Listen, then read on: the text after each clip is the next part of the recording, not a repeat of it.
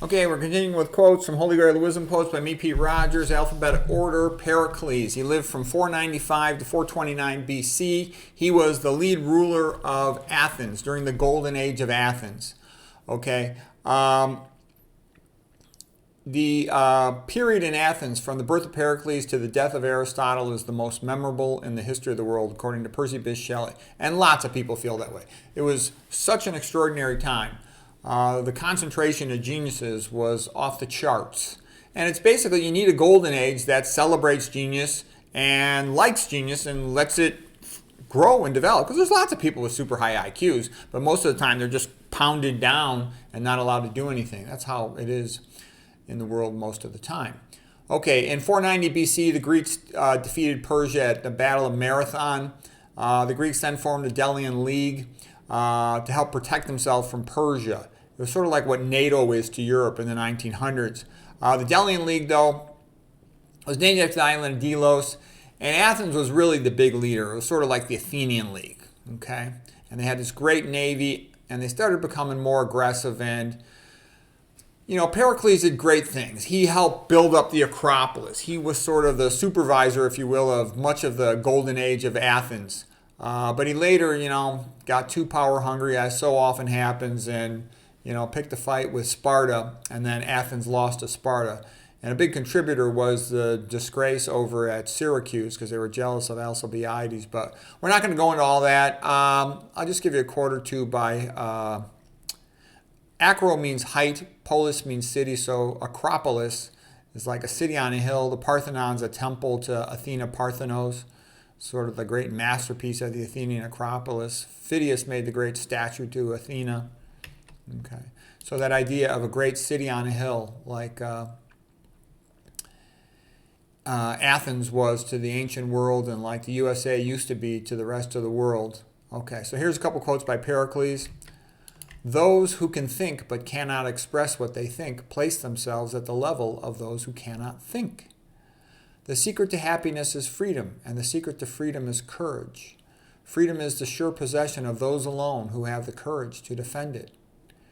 We do not say that a man who takes no interest in politics is a man who minds his own business. We say that he has no business here at all. So yeah, the Greek aristocrats, they all would speak up and debate and try to decide what was best for the people of Athens. Okay, the Peloponnesian War, by the way, between Athens and Sparta began in 431 BC. And that's really sort of where Greece started going downhill after that. You know, for a nation to be successful, the people have to be unified. And if they're not unified, it'll eventually get conquered by some outsider. And Pericles died in the plague during the Peloponnesian War, and then they didn't have anybody who was good enough to replace him. Okay, if you want to read about the Peloponnesian War, the book to read is The Peloponnesian War by Thucydides. Okay, just a few quotes on persuasion. These are sort of random quotes I had in this category. I haven't really developed it too much.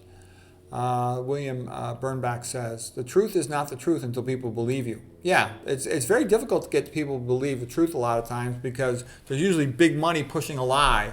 And then there's a couple, basically, individuals like myself that'll push the truth and nobody really cares. Okay, and they won't listen to you unless you're interesting, imaginative, and fresh. No, unless you've got a big money to promote it or big money wants it promoted. You got to say the right thing so people feel it in their gut. Yeah, people remember something emotional better. All right, word of mouth is the best form of advertising, hard to achieve. Ben Franklin, if you would persuade, you must appeal to interest rather than to intellect. Yeah, you can try doing that too, but even then, a lot of times it won't work. Like, people hear about Dr. Esselstyn and Dr. McDougall, all these success stories. But in the real world, most patients, if they come to you, they seek out Dr. McDougall, they seek out Dr. Esselstyn, or people who seek me out, or other experts in low-fat vegan. They do great, but most of the time you're talking to people who haven't sought you out, regular patients with all these problems, and they hardly ever go for low-fat vegan in my experience. The person has to study it, have the curiosity, and make the effort. Most are just too lazy. They don't want to even consider trying it.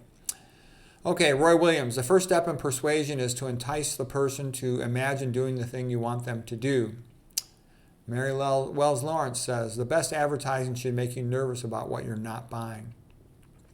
Claude Hopkins, the weight of an argument is multiplied by making it specific Impressive claims are far more impressive when you make them exact.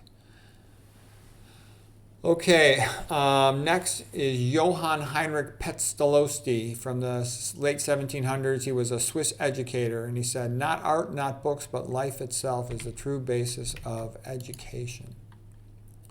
The goal of education is fitness for life. It should be preparation for independent action. The teacher should be a guide rather than a force feeder of facts. Thinking leads a man to knowledge. He may see and hear and read and learn as much as he please, but he will never know any of it except that which he has thought over, that which by thinking he has made the property of his own mind. Is it then saying too much if I say that man only becomes great by thinking? So anyways, the point of all that, and Schopenhauer said about the same thing, is basically, if you want knowledge to be useful to you, you got to think about it, because you're going to be given stuff all the time, but you ponder it, and then it becomes sort of part of you, and you add things to it, process it. Okay, Pestalozzi continues. That is why, I say it, that's why it's good to talk about school subjects. Then it gets you to think about it. Yeah, like I know, like when I was in sophomore year at Stanford, in biology, I hung out with a guy who was getting A+. He was kind of like my tutor. And he got me to go bird watching. And he had a friend who was a professor of natural history, and he would teach us all this stuff. And it was sort of like brought everything to life rather than just from a book. Pestalozzi, whoever is unwilling to help himself can be helped by no one. Yeah, it's like Dr. Day would ask the patient the question, do you want to get better? Because in my experience, most people don't really want to get better. I mean, they'll tell you they'd like to get better, but they're not willing to actually do anything about it. They're like, well, just give me a pill or forget it. Okay, Laurence Peter. Just a couple more quotes by Laurence Peter, and then we'll call it a day. He was sort of a businessman and a writer. He said, in most hierarchies, supercompetence is more objectable than incompetence. Yes, I've been in that place multiple times. In most hierarchies, supercompetence is more objectable than incompetence. Kind of like, the bishop doesn't like a saint in the parish, okay?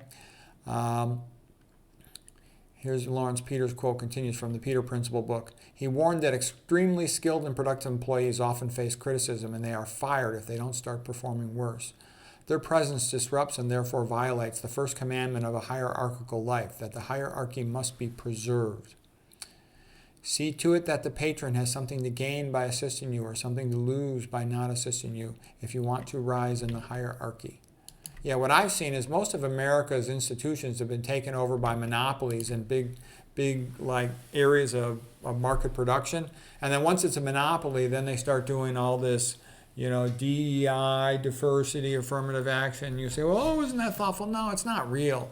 When they say affirmative action, they mean we're going to hire people who we can control. They don't mean nobody. All these people trying to hire minorities, nobody ever looks for me. How come? Never, ever. Okay, even when I write emails to hundreds of them, never, ever. That's what they want to do. They just want to replace white men. That's what the goal of all this affirmative action is, not to help minorities. They don't care about minorities. Believe me, I had deep experience in all those things. Okay, let's continue here.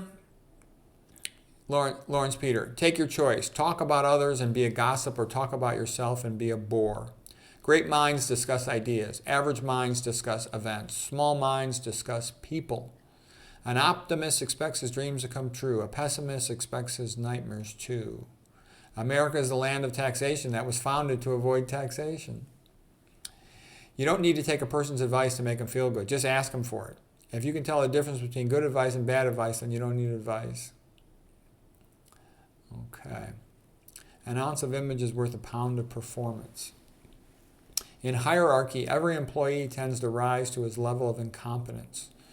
Work is achieved by those employees who have not yet reached their level of incompetence.